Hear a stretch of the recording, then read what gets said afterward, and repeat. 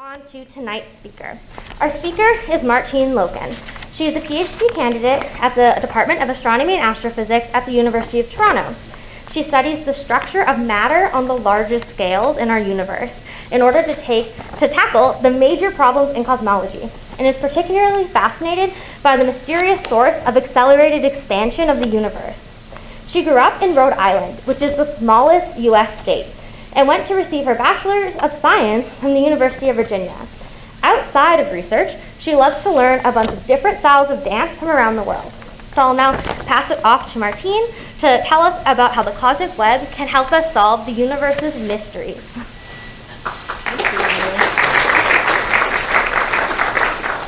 Thanks, Simran, for the introduction. And hi, everyone. Really nice to see everyone here. It's been a while since we've had, well, except for the last month, since we've had in-person AstroTours, and it was a big part of my first couple years of grad school, so it's really nice to see them happening again. Before I begin, I just want to check in the very back row, how's the volume as I speak, kind of at this level. I'm getting thumbs up, cool. If at any point you can't really hear me, feel free to just kind of go like that, and I'll notice you and I'll speak up. Great, so as Simran mentioned, I'm going to talk to you all today about how the cosmic web can help us to solve the universe's mysteries. And the answer is, it's filamentary mysteries. So growing up when I was young, I really liked mystery stories. And my favorites are the Sherlock Holmes books. So I loved reading the original stories. I also liked the Robert Downey Jr. movies. I really loved the BBC Sherlock series and seeing some nods, one of my favorite shows. And I also liked the newer movie that they did with Sherlock Holmes' sister, Enola Holmes. So that was a lot of fun. Do I have any other Sherlock Holmes fans in the audience tonight? Nice, nice. How about fans of mystery in general? Cool. Yeah, so I think mystery is great. It's just exciting and fun to think about how to put together parts of a puzzle and solve clues and figure out a problem. And I think at some point when I was a kid, I probably wanted to be a detective and use a magnifying glass, and especially be an old-timey detective. It's only fun if you're an old-timey detective. But then at some point I realized that the universe is full of mysteries and that I could basically be a detective of the universe instead. So I decided to swap out the magnifying glass for a telescope. So what are some of these mysteries of the universe that I'm talking about? Well, I distinctly remember when I was maybe around 10 years old watching some program on TV, and they were interviewing a professor of astrophysics about some of the major unsolved questions in the universe. And I have this distinct image in my mind of her talking about these two really cool sounding things. And one of them was dark matter, and the other one was dark energy.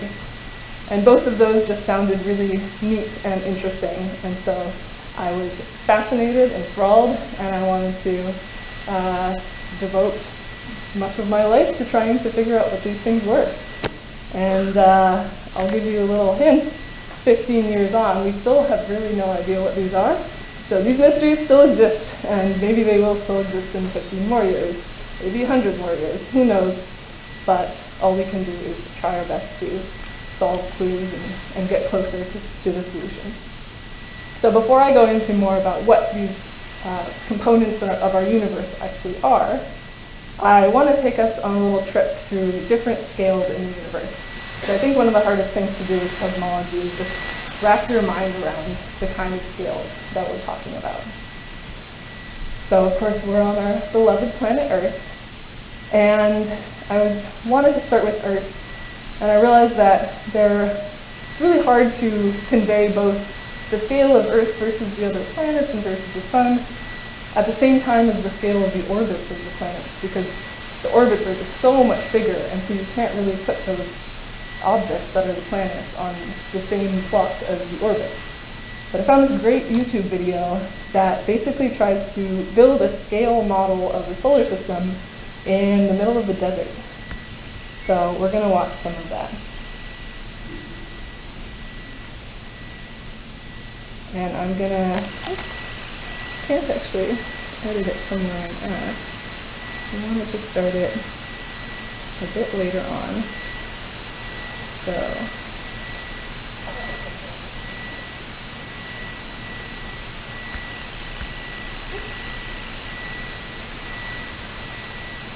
here we go.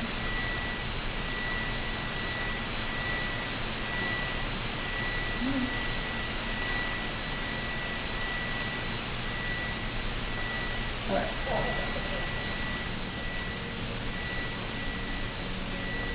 At this scale, the sun is a meter, about that feet around. So we are driving right now to Mercury. We're driving.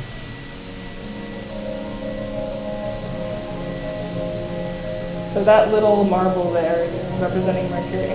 Venus is the same size as Earth. And these circles are representing the orbits.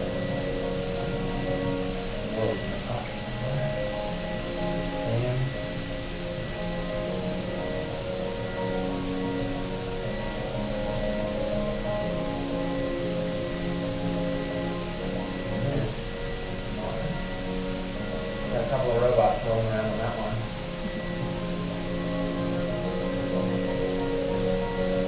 Once the time lapse is ready, we'll try each orbit with light. Hopefully you'll be able to tell just how big they really are. Onward to the outer planets.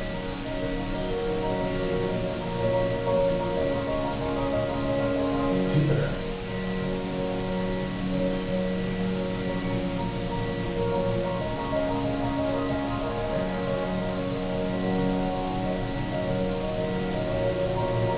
So you can see that Jupiter's orbit is pretty far out there compared to the inner planets.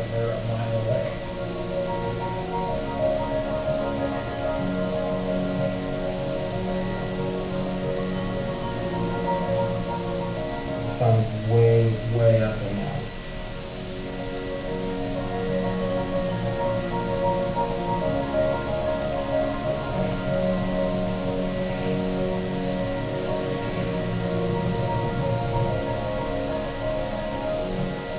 This is it. This is the edge of the solar system.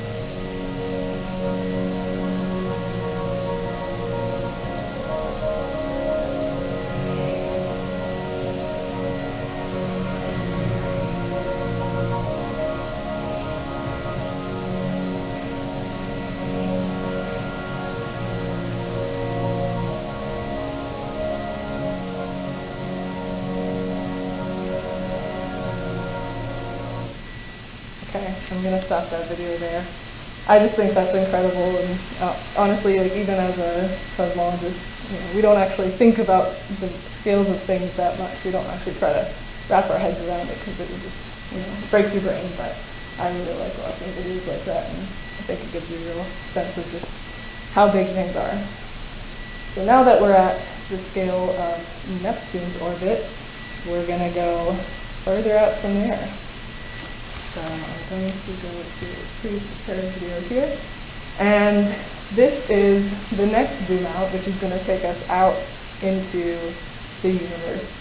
And where I started it here is basically at the two lines on either side. That's about the diameter of Neptune's orbit. So if you think about how far we got out before when he said we're at the edge of our solar system, that's where we're going to start this one. Now this star in the center is not supposed to represent our sun. This is one of the biggest stars that's known in the universe, and it's way, way, way, way larger than our sun. So just so everyone knows, our sun is much smaller than that. So let's start zooming out from here.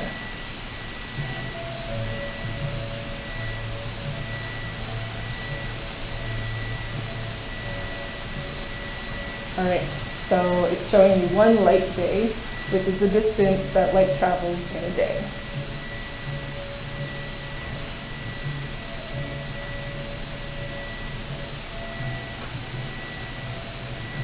And the zoom out is going to have to get faster and faster, otherwise we would never get anywhere. So now we're out to 100 light days.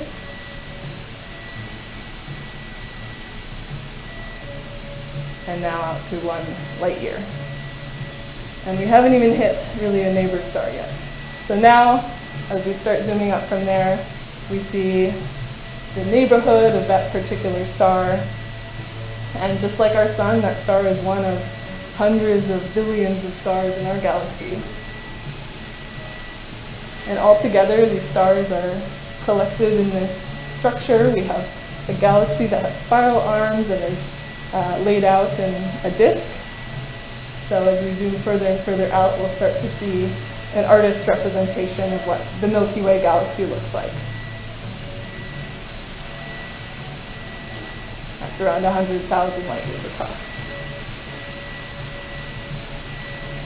And our Milky Way galaxy is just one of many in our local neighborhood.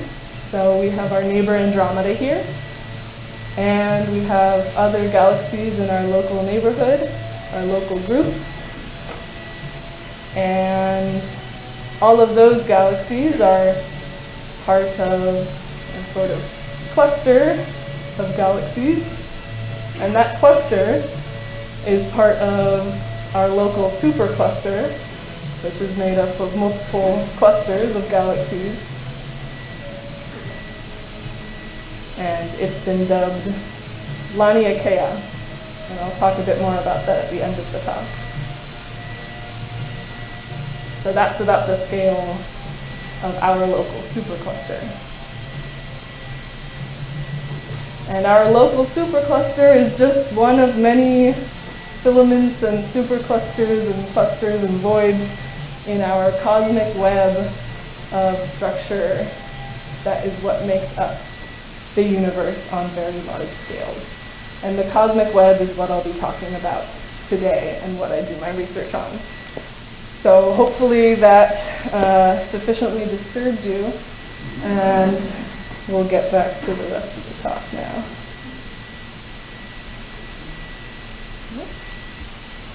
We will not. All right. So here's that cosmic web again. Now that we have a sense of the scales that we're talking about. Up here it says 125 MPC, which means megaparsec. It's the unit that astronomers, well, cosmologists in particular, like to work with because of the huge scales that we're talking about. But for reference, it's around 600 million light years, if you like to think in light years instead. So I'll talk more in a bit about what exactly I'm showing in this image here. But this is basically a visualization of what structure looks like on very large scales in our universe. And the human brain is really good at picking out patterns. So already as you're all looking at this, you're probably noticing some features of this network. And I call it a network, but we like to call it the cosmic web because it looks kind of like a spider web, or some people call it a sponge, but I think the web is nicer. And that term was actually coined by one of my advisors, Dick Bond, in the 80s. Fun fact. And we start to see some patterns here. One of the things you might start to pick up on are there's lots of brighter areas, which are more denser regions of the matter that we're showing here. So if I look at by eye at this, I pick out these points. And I could pick out more, but I decided to circle these ones because they're what immediately jumped out at me. Maybe you would have other points jump out at you. But I see that there seems to be a really bright cluster in the middle, a very dense region there. That's probably a galaxy cluster made up of hundreds or even thousands of galaxies. It seems to be quite dense. And then I see some smaller ones around here. So we can start to kind of describe this complex pattern with some statistics or some measurements. The number of clusters or clumpy areas that we see, their sizes, how far apart they are from each other. Another thing that you might pick out is all these empty regions. And these are called voids. They are areas that are devoid of matter. They are very, very, what we call underdense. They have a very low density.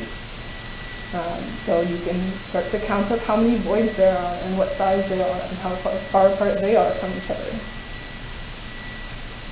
And finally, to me, the most defining part of the cosmic web, the most defining feature, is the filaments. So filaments just describe these long strands of matter made up of chains of galaxies and sometimes even chains of galaxy clusters.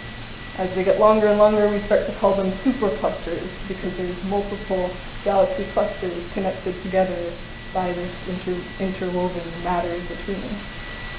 And so I've highlighted some of the areas that I would identify as filaments by eye in this image. And you can see they're very diverse. They're not all the same.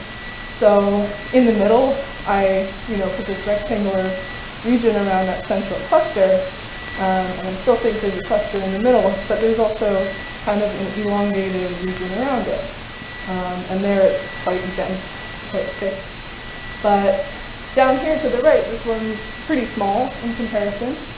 And then up there at the very top, that one's pretty straight. And then the one here in the middle is much more curvy. So there's a lot of different features that we see in filaments.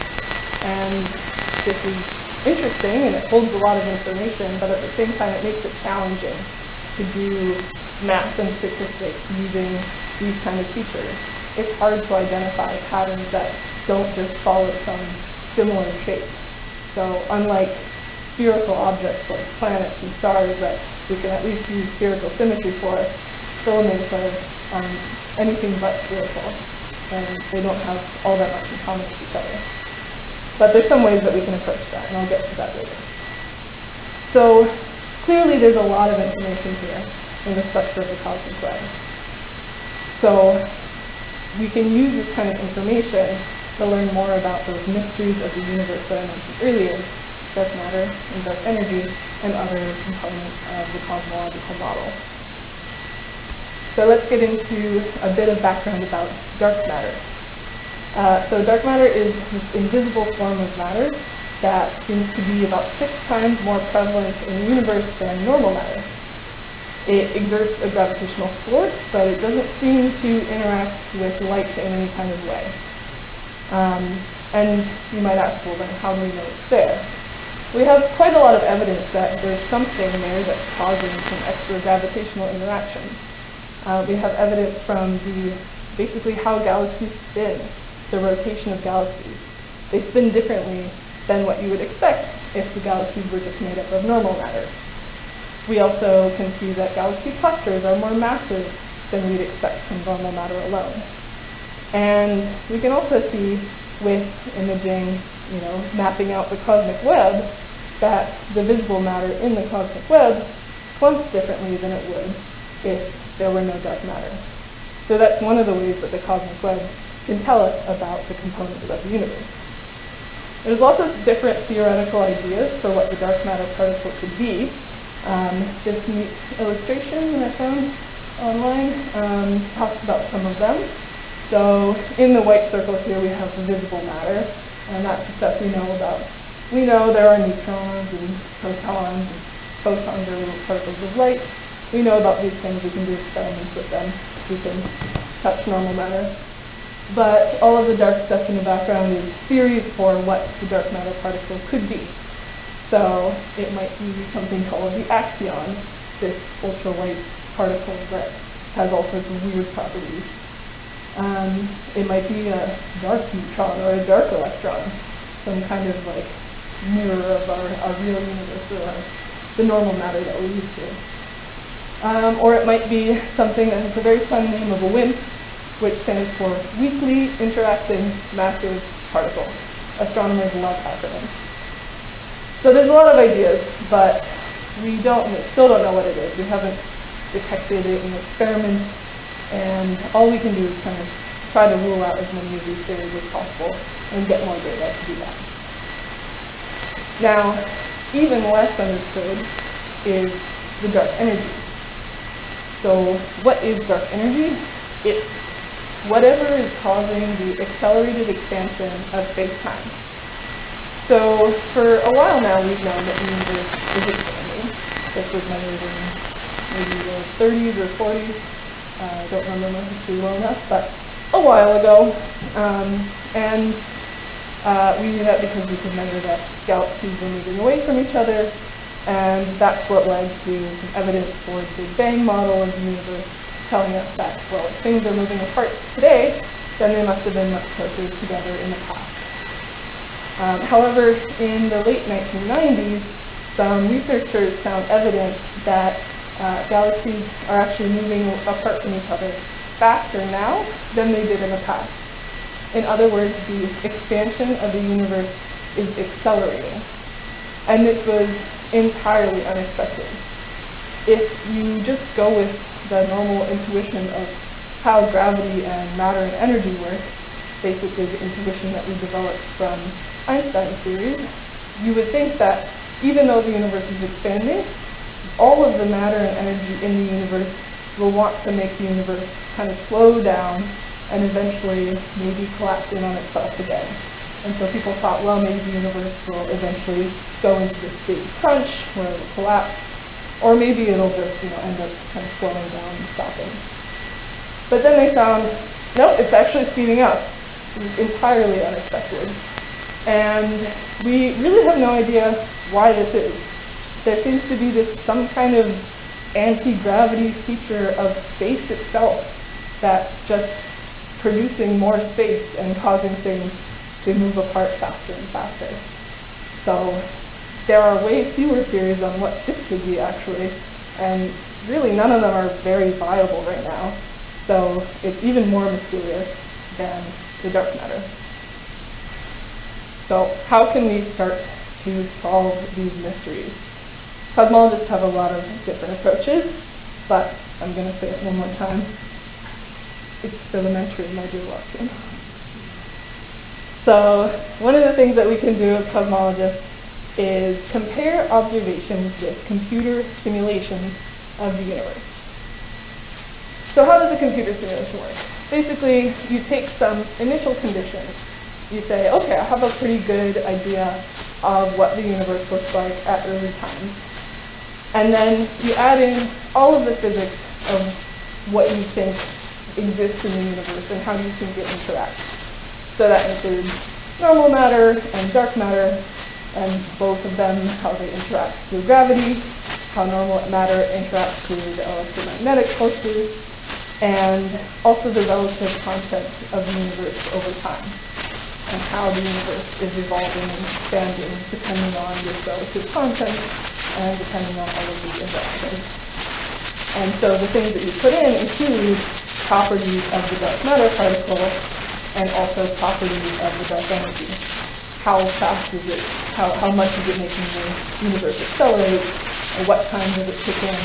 And all of these things. And so if you tweak what you think is true about these, because you really don't know, then you can end up with different universes. And then you can try to look at the different universes and see what fits best with the observations that we have. So it's very fun to watch these simulations. So I'm just going to show the one that I've been showing images of, but now it's a zoom through. So here's a simulation where they only simulated dark matter. And because dark matter makes up most of the matter in our universe, that gets most of the information right. You don't actually need to put in the normal matter to get most of this structure correct. So we're seeing now these filamentary structures in full 3D, and we're zooming in on this really dense region that probably has galaxy clusters there. But what we're seeing is just the dark matter, and you can see how it clumps together, and you get these kind of round regions, spherical regions in the center there, and then they're enveloped in these elongated supercluster regions and filaments. And I think it'll zoom back out again and take one more look at what this all looks like in 3D.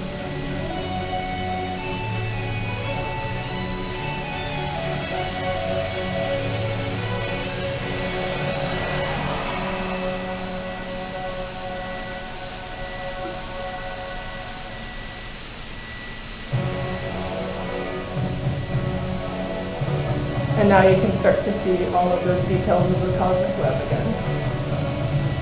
So not every region is as dense as that one that we zoomed in on. Some of them are much more wispy. Some of these filaments are not very dense. And that makes them really hard to observe, actually. All right. I think that's enough of that. Am I a cosmologist just because I like to watch videos of that? Possibly yes. So, as I said before, you can run simulations with different assumptions for how your physics works, how the dark matter works, and how the dark energy works. So here's an example of how that can go. This is taken from simulations called the Quixote simulations. That's kind of irrelevant, but basically in here we're seeing the red regions are more dense and the dark black regions are less dense. So the red is dense matter, and it's actually just dark matter again. I'll point you to the fact that these are in logarithmic scale, so that color bar goes from 10 to the 0 to 10 to the 1 to 10 to the 2, 100,000, and so it's quite a drastic difference in density between the bright regions of these images and the dark regions.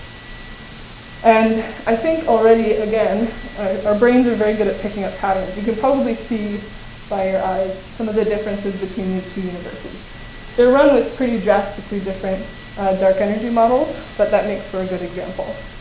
So some of the differences that I pick out are particularly in the filaments. So on the left, we see these much shorter filaments.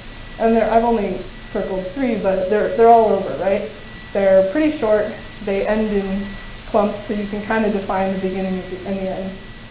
And they're kind of thin, too. And if you look at the right universe, which was run with more dark energy, these are much longer, and they're thicker. And there also seem to be fewer of them overall. So just by eye, we can start to identify some of the differences here. So why is that the ones on the right are longer? Well, dark energy, as I mentioned, is kind of acting opposite to gravity. So as the universe evolves, massive structures, they want to move towards each other. Gravity wants to pull matter together. But if massive structures are far enough apart that the gravitational force is relatively weak at the time that dark energy starts to really kick in, which is about 6 billion years ago, then dark energy can sort of prevent those structures from moving in towards each other and basically collapsing in to make one new structure. And so the dark energy is basically keeping things from falling in. It's keeping things extended. And so that's why we see much longer filaments on the right-hand side here. Now let's look at how different kinds of filaments look like with different models of dark matter. So on the top here, we have cold dark matter. And this is basically kind of the standard model of dark matter right now. It's what most cosmologists think that dark matter behaves like, because it matches the observations the best. So cold means that it's sort of massive particles that are moving fairly slowly. In the middle, we have warm dark matter, and those are lighter particles that are moving faster. And at the bottom, we have fuzzy dark matter, and these are particles that are so light that they exhibit quantum properties. Their quantum mechanical properties are actually observable on the kind of scales that we would observe. So if dark matter is cold, if it kind of moves slowly and behaves in the way that this particular model says it does, then we get very clumpy filaments. There's a lot of space in between the clumps and the filaments, and kind of a distinctive look there. In the middle, if it's warm, you get sort of these maybe like shock fronts or interference patterns. It looks quite different. And in the bottom, if it's got these quantum mechanical properties, then we actually see like quantum mechanical interference patterns. What do I mean by that? I mean these funny kind of phases of streaks here. So that's basically how light and other quantum mechanical particles behave that we can see on Earth on experiments. So if dark matter is like those particles, then it makes these kind of cool interference patterns in filaments. So these are some more things that we can then go and search for in real observation, because our simulations tell us how different dark matter particles make the structure appear. So I've gone over what dark matter and dark energy are and what our evidence is for them, and started a little bit getting into how we can use simulations and theory to predict what structures we expect to see under different models for these mysterious components of the universe. And at this point, I'm going to take a pause, and that's because personally, at public talks and any kind of talk, I always fall asleep. So I always appreciate a lot when the speaker pauses and says, talk to your neighbor, stand up, stretch. So I'm going to do the same and say, feel free to stand up, stretch, have a drink of water, whatever. We'll come back in 3 minutes. And if you don't want to stand up and stretch, feel free to talk to your neighbor and let them know one question you had so far from the talk. What's something that you're kind of unsure about? If not, what's something that you're excited about so far? Okay, so let's come back at 9:09.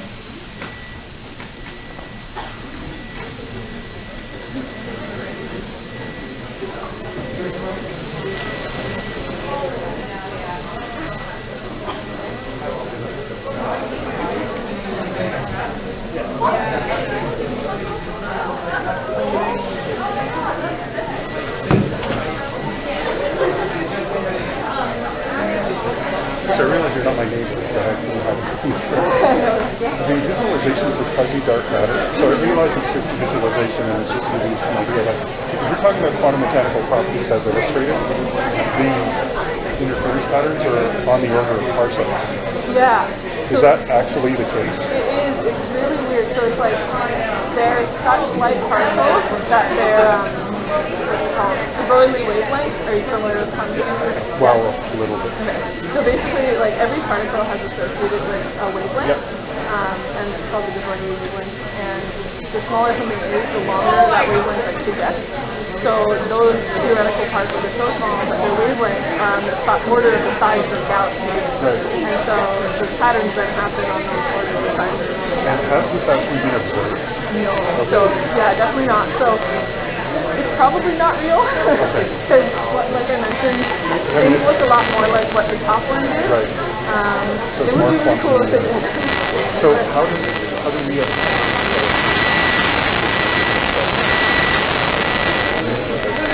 observe dark matter? Is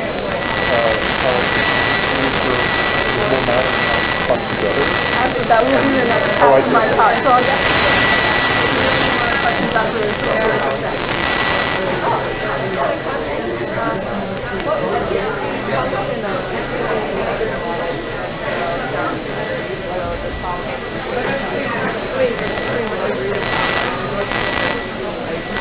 Right, so I think what we used to not really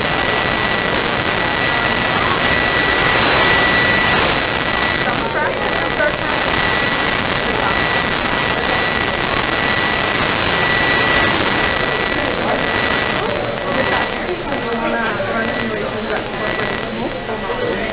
You want to have a written representation.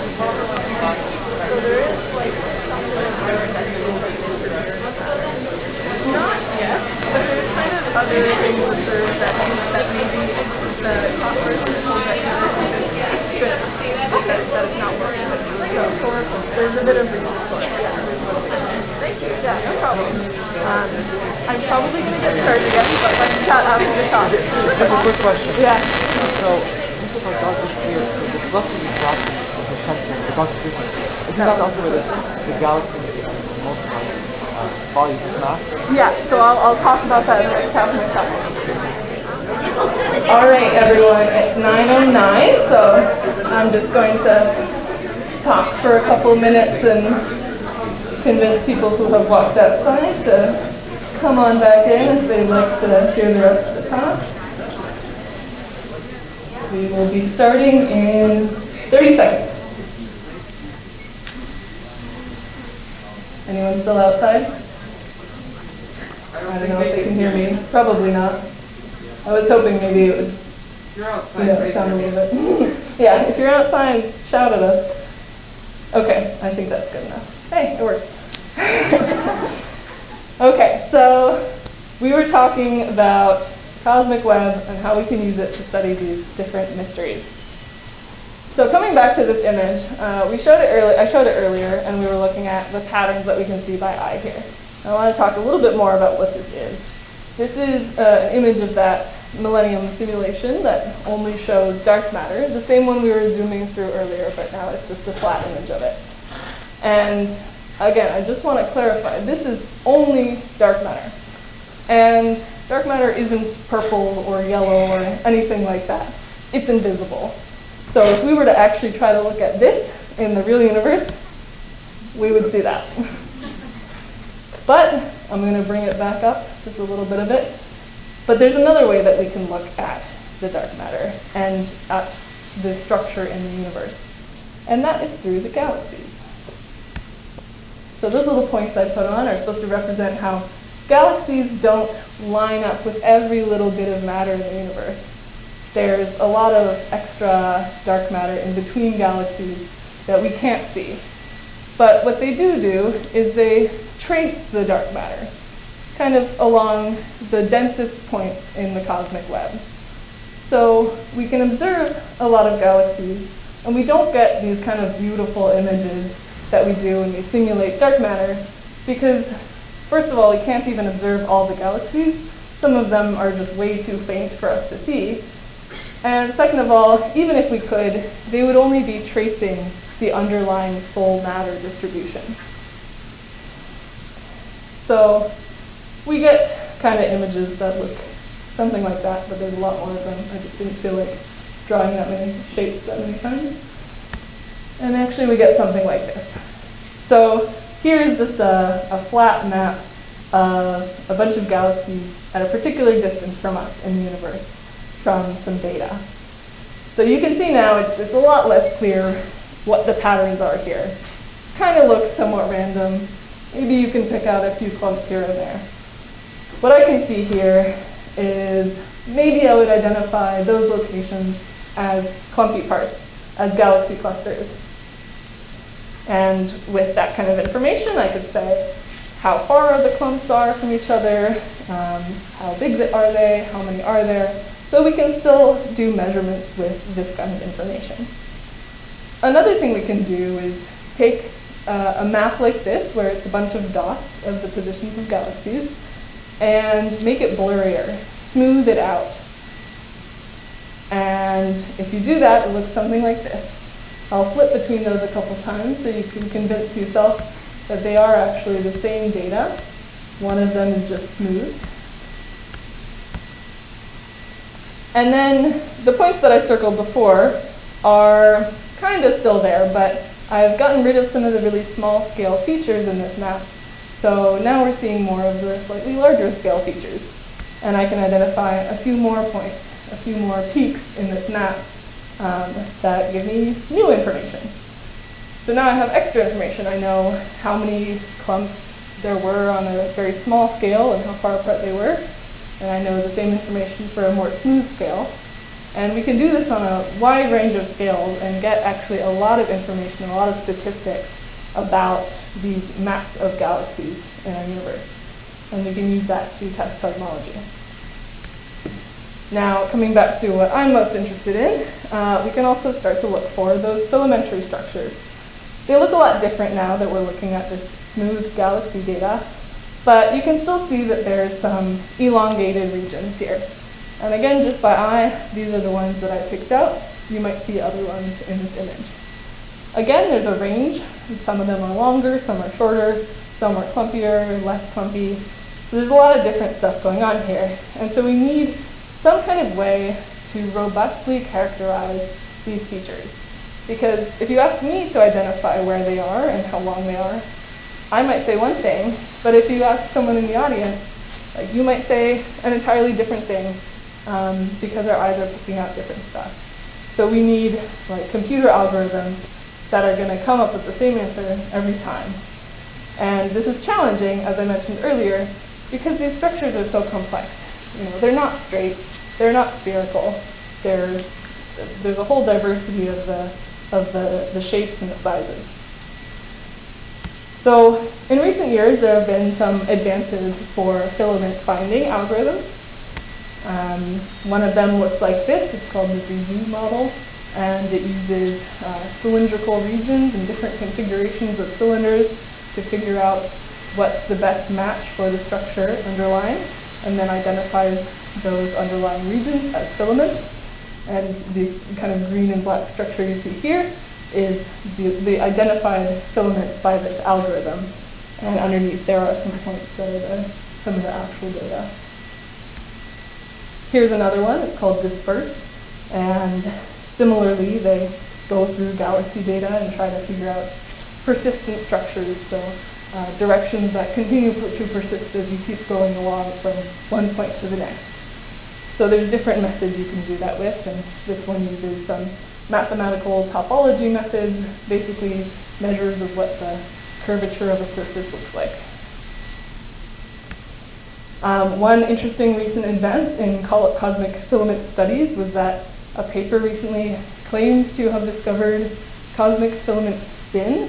So they observed that filaments are actually spinning along, and here's an artist's representation of that the galaxies and filaments are kind of rotating around them and moving along them as they rotate. So if that's true, that opens up a whole new thing to study because it's kind of unexpected. So that's really interesting.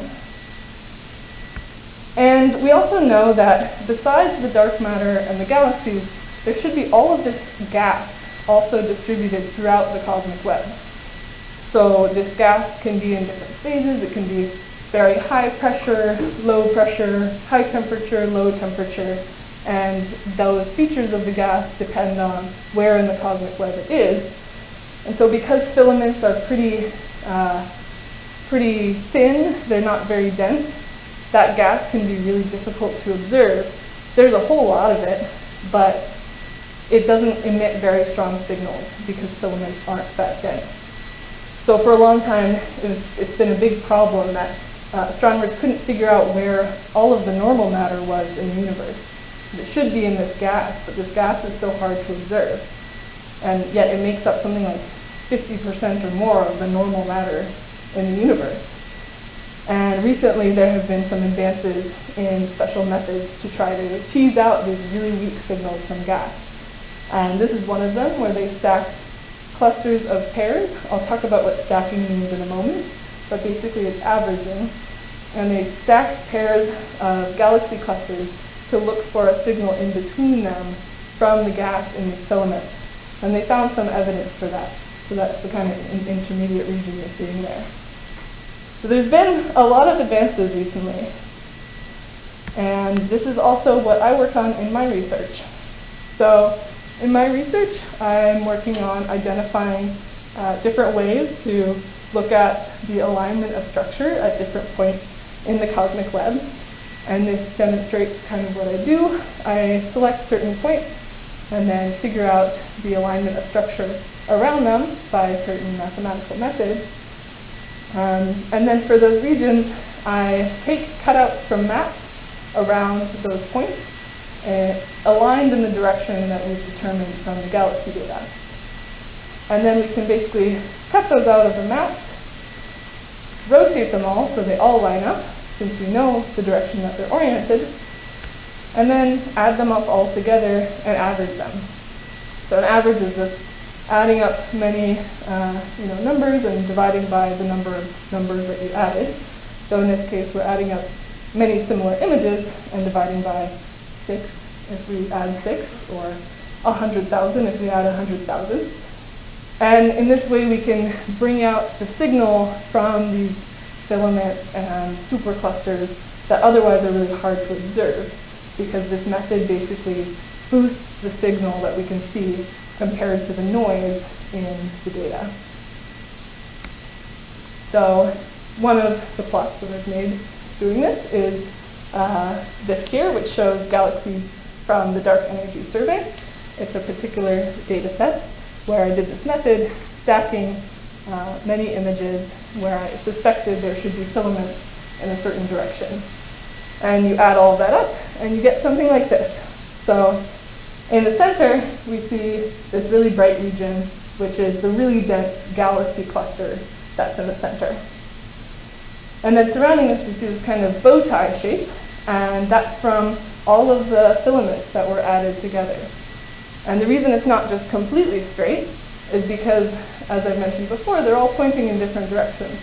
So if you add something that looks like this with something that looks like this, and one like this and like this, well, the middle part will be kind of condensed.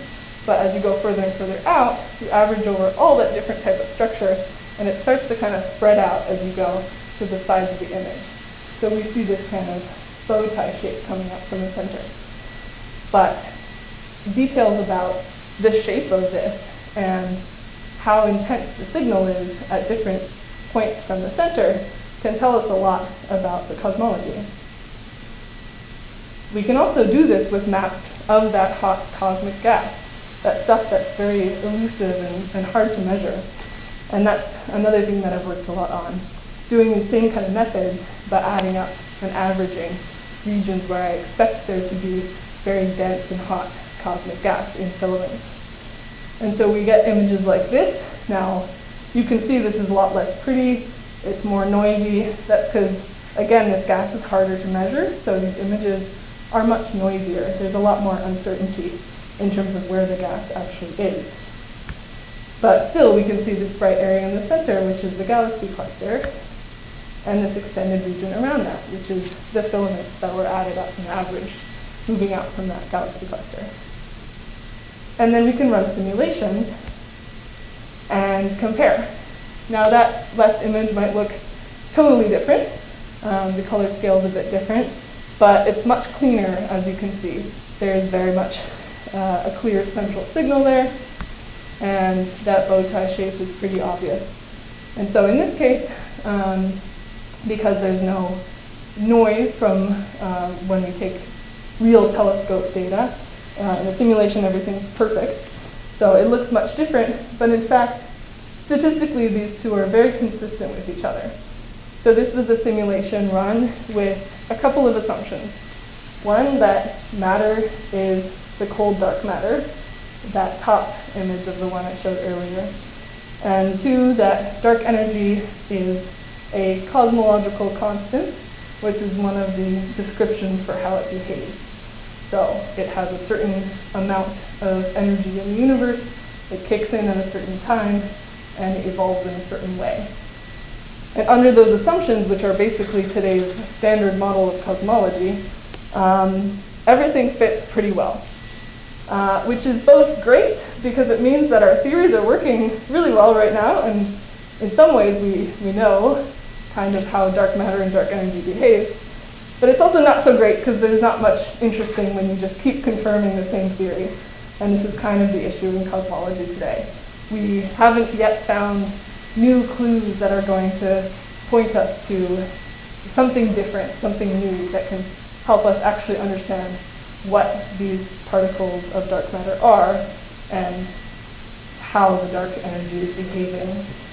And so we're hoping that as our data gets better and our simulations get better, that will uncover new clues that can help us figure out these mysteries. So we've gone way out into the universe. We've looked at kind of a lot of different areas of it and the ensemble average of them, and it might seem all quite removed from us. So I want to just bring us home at the end of the talk here to talk about our home supercluster. So filaments and superclusters, yes, they're everywhere, but they're also around us. We are part of this supercluster that researchers identified a few years back, and it's called Laniakea, which in Hawaiian means immense heaven. And every dot here is showing a galaxy, and the lines are showing their motion. And again, you can see these kind of filamentary patterns. And in this image, which is a visualization of what this would look like if you could go outside of it and take a picture of it, we are right there. So that's our Milky Way galaxy position, and we are part of Laniakea supercluster. So by studying the universe and its mysteries and filaments and superclusters, we're also learning something about our little local neighborhood of the universe and a little something about how we came to be here. Thank you all for listening, and I'm happy to take any questions now.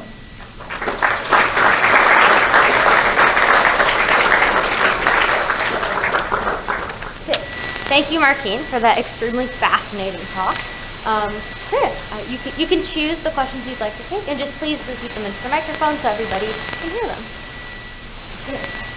Great. Yeah. What are the implications of the filament spin? Oh, that's a great question. So the question is, what are the implications of the filament spin? Honestly, I am not sure.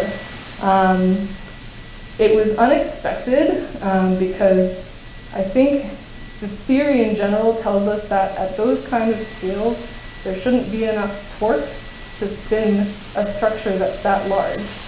And so if it is spinning, it maybe means that there was already some primordial angular momentum that made those galaxies start rotating around, or there's some kind of dynamical mechanism in place that we don't really understand.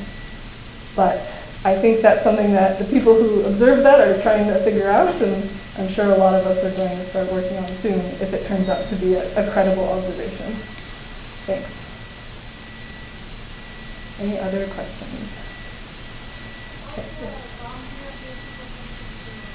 Defined? Good question. So the question is, how is the boundary of a supercluster defined? Are you asking specifically about Laniakea? Yeah, so this one is defined by something called a watershed algorithm. And if I remember correctly, it's basically if you made a basin that had the gravitational potential of this region, where would the water flow into the basin and where would it flow out? So the edges are basically where galaxies would start moving away from the center of the supercluster, and the boundary is defined there. So anything within that is stuff that we would expect to be flowing inwards. And that's kind of what all of these tendrils are representing, the flows, the motions of the galaxies. Thank you. Yes, that's it. Sure. Maybe it's answered without us, but early on you talked about how the universe is expanding at an expanding rate. Is that happening within galaxies as well, or is gravity stronger? Another great question. Yeah, so in galaxies, it's not happening. So in galaxies are already collapsed enough as objects that the dark energy isn't strong enough to overcome the gravitational forces between the stars and the dark matter that's holding galaxies together. Then in galaxy clusters, they're also already too big and dense and close together to be affected really by dark energy. But it's when you start to get to these kind of filament and supercluster scales that you get to the scales of what we call unbound objects. So gravitationally, they're not bound to one another yet. They haven't come close enough yet that they can't come apart. And once you get to those scales, that's where dark energy can start to really have a big impact. Thanks. Oh yeah, I think it's already here.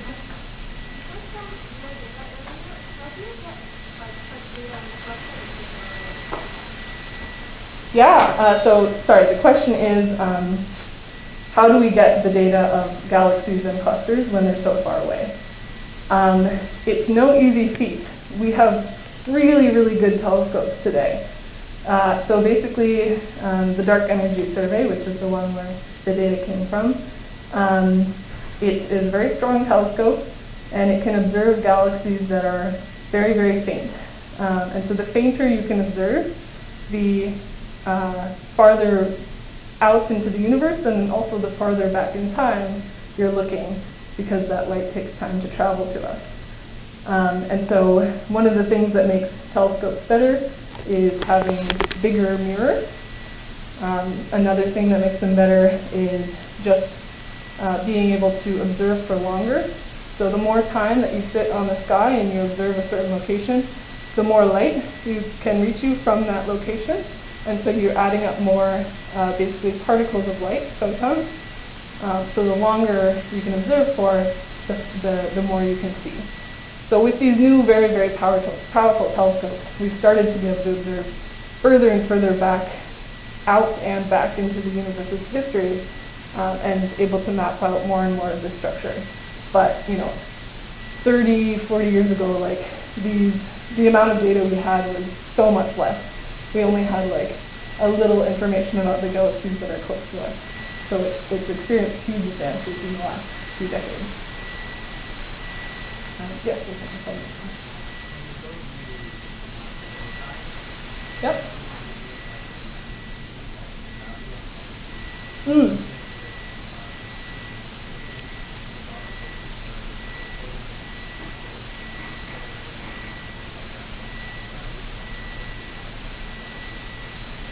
Yeah, so if I heard the question correctly, your question is sort of with these methods, can we also observe the effect that the gravity of the dark matter has on other matter? And if we can try.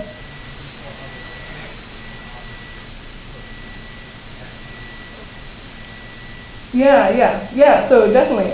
So one other thing that we can do, and I just actually didn't show a plot of this, is do these same kind of methods on maps of what's called the gravitational lensing, which I think you're familiar with. But for anyone who's not, it's basically when you have really massive structures in the universe and light is coming at us from behind those structures, it ends up having to move through curved space-time because matter actually warps the space-time around it. And so we see this shifting and warping of the positions of things in the universe because of all of the mass that's in front of it. And that's actually one of the ways that we can kind of observe dark matter, because even though it's invisible, it still has that warping effect on the space-time. So absolutely, so we have maps of these effects, and really only in the last like year or two are they getting good enough to do this kind of thing. So it's very exciting. Like literally just today, I ran this algorithm on a map of that gravitational lensing and saw the same kind of patterns. So what we can do is compare that basically, what these superclusters look like in the galaxies and in the gas, and then also in the underlying dark matter.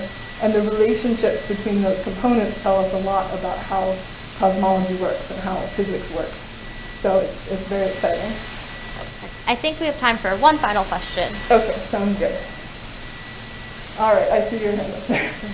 Yeah. So if I go to simplify it for myself, your matter and dark matter stack on top of each other, and then the void is either antimatter or Right. So the question is, are matter and dark matter kind of stacked on top of each other, and then what's in void? Or is there just nothing in void? Is that correct? Yeah. Okay.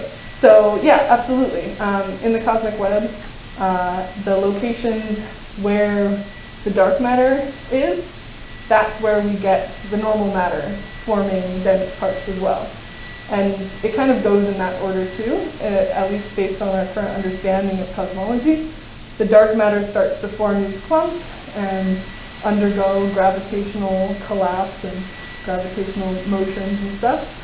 And then the normal matter, there's a lot less of it, so it's very highly influenced by the gravity of the dark matter. So it kind of just follows along.